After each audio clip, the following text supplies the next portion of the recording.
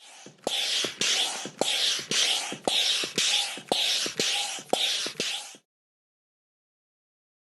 the latest top tips, reviews and advice, please subscribe below. Hello and welcome to Attwoolls Outdoors with me, Mike, telling you a bit of a pitching video on a brand new rooftop tent from Dometic. So with me here today I've got the Dometic TRT 140 Air rooftop tent. So TRT stands for tent, roof tent, don't know why.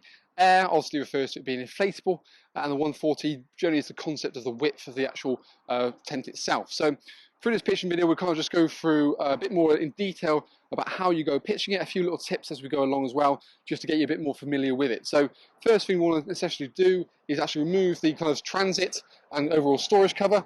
So to do this, what we're going to do is there's little elasticated parts that around the bottom. Now these are actually kind of hooked onto the screw parts underneath. So you just basically remove that and untension that, and that will then, we can then lift the cover directly off the top of it and keep it nice and neat.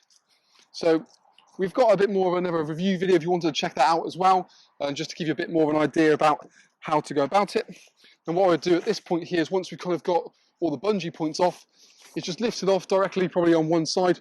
You can push it across a little bit if you've got obviously a bit more height to it all. And then from there, going quite nice and neatly, just take that off, store that somewhere separate if you wanted.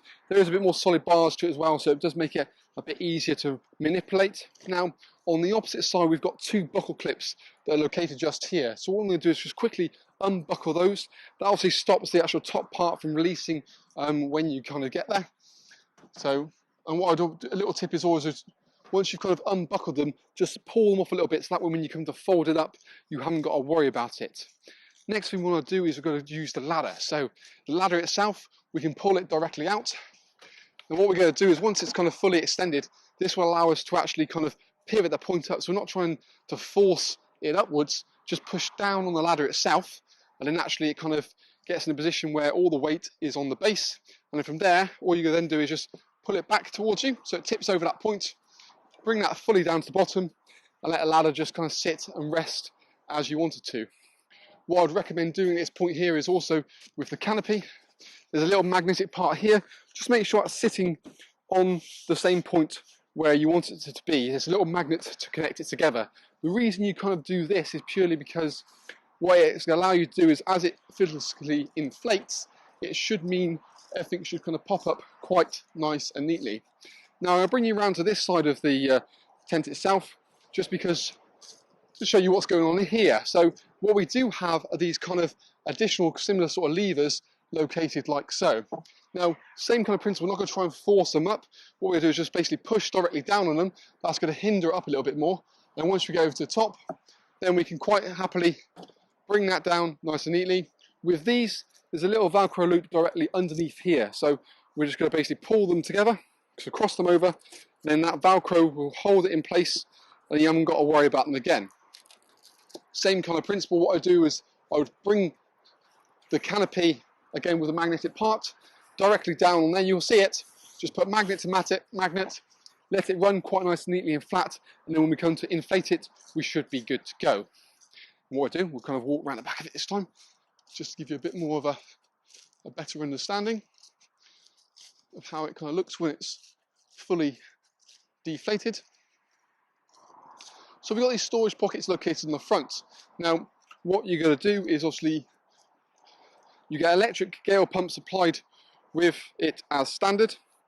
So from this point here, what we're going to do is basically get the gale pump out. For me, I find it's better not to store it in the pack itself, but to put it in afterwards or add it in at a later date. The reason being is because it's going to affect your overall pack size when you fold that away. If you imagine you've got this big bulky thing, it's going to sit up a bit kind of further in the point. So we can just insert that in there quite nice and neatly.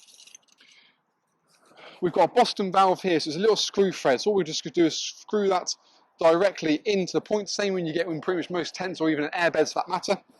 We can then just insert the pump directly into that point. The recommended PSI you're looking for is about 10 PSI for that, so it's quite a low pressure system on the grand scheme of things. All we want to do next is plug our electric pump, which comes included with the actual awning, into the cigarette lighter at the bottom. To do this, sometimes you do need to have maybe the ignition on just briefly to make sure the battery is engaged, but it depends really much on your car more than anything, I'll be honest with you. So what we'll do is just insert that.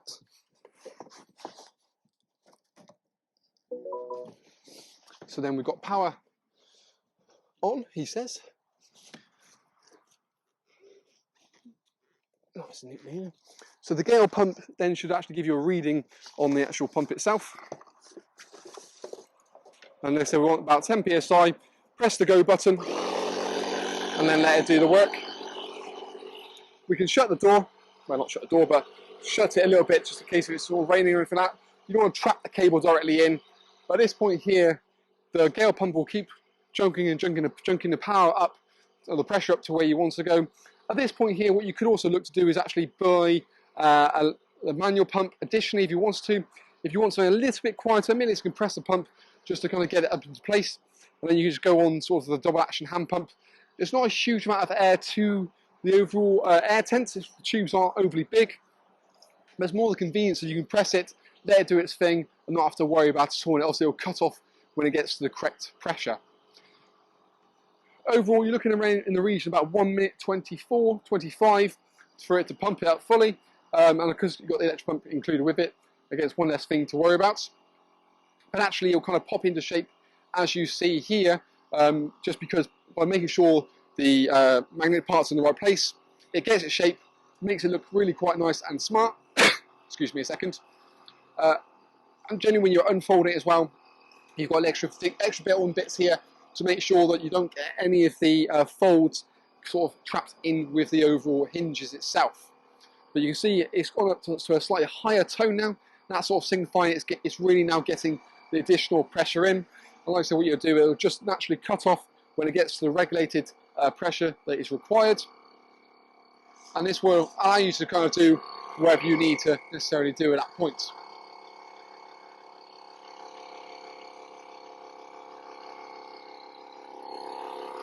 What it's not a bad idea to have a look at is actually just making sure all of the skirting around the outside of it is naturally down, just keeps it nice and neat. Again, just looking a little bit smarter around the outside.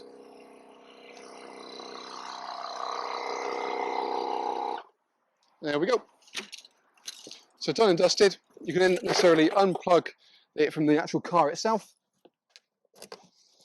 One less thing to worry about. And then just shut the door. And your home away from home is suddenly sorted from there. So nice, simple and easy. At this point here, the only thing you really have left to do is just pop your sleeping bag or your bedding directly into the sort of rooftop tent. You haven't got to worry about anything else. You've got storage pockets as well. But that's kind of a little hand guide to how you're going to pitch your inflatable rooftop tent. Feel free to follow on this video. We've got actually showing you how to pack it down again. It's the same process, just sort of in reverse. Again, a few tips around that. But in essence, that is pretty much everything. Follow through and let's have a look about packing it away.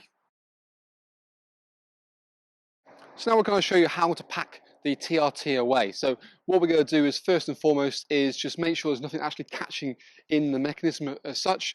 So just making sure that wherever we're looking at the fold, we've got nothing necessarily catching in. The doors you can leave quite happily open quite nice and neatly. And the first thing we're going to do, due to the ease of it, is just purely deflate it. So we've got a Boston valve. So all we're going to do essentially is just unthread that. You get a sharp blast of the air going out. And then the should not quite nice and neatly fold, as you can see here.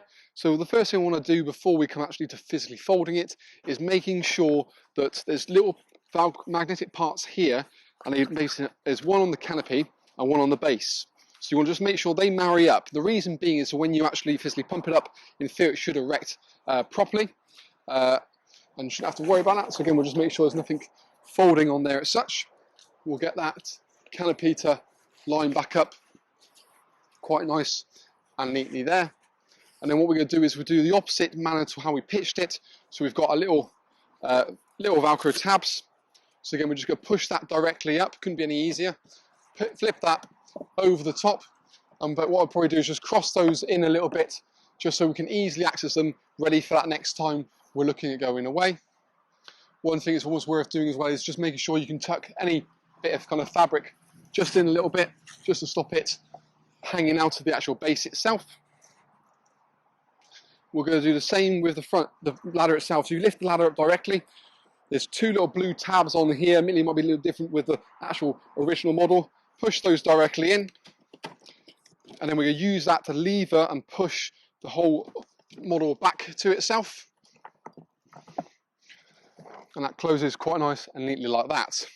Now on the opposite side, what we have is two little clips, and that's just going to keep that whole point directly down and just kind of keep it, and you can actually again tension it to really reduce that overall space. So again, just on the side here is your clip nice and neatly down into it and give it a bit more pressure. Now, one thing I'd recommend doing for sure is before you come and take it down is remove the actual pump in the side part, just because it's less of a big kind of lump to park in, and you can easily just put this in the top of the roof after if you really want to.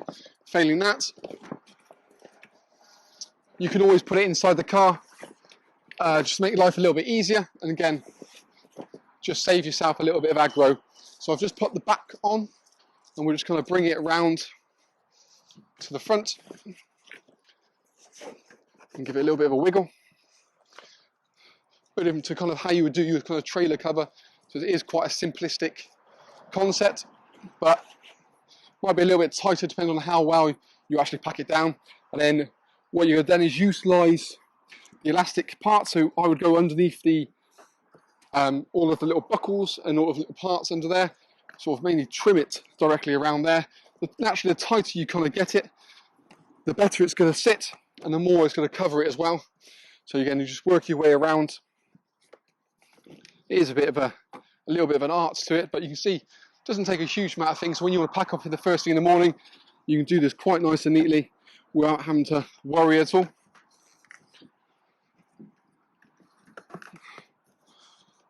And then we're good to go. Simple as that. Sits really nicely. You can move on your trip, keeps it really nice and dry. And if you also want to take it off kind of your car or whatever or your van or whatever you've got on, you can just unscrew that, lift it off, and obviously store it essentially. And that would also work as kind of the storage cover. So very simple, very quick, very effective. For more information on the actual TRT 140, feel free to just necessarily follow a link below this video. It'll take you straight through to the website. We have more information on the pack size, a little review video on it, any more sort of information you do require, it can be quite happily found there. Feel free to let us know what you think of it as well. It's always great to hear from you regarding kind of sort of concerns or the design of it or the nature of it, and certainly rooftop tents are becoming more of a in-trend thing, so you do certainly see more of them out on the marketplace at this moment in time. Certainly one we'll have up on our display showroom, so we can also demo that as well to give you the full kind of constructs of it. But generally, yeah, it sits really quite well, and I think generally it's going to be quite a popular model, certainly in the rooftop tent. So thank you very much for watching. Hopefully we shall see you again soon. But that's been the Dometic TRT 140 Air rooftop tent.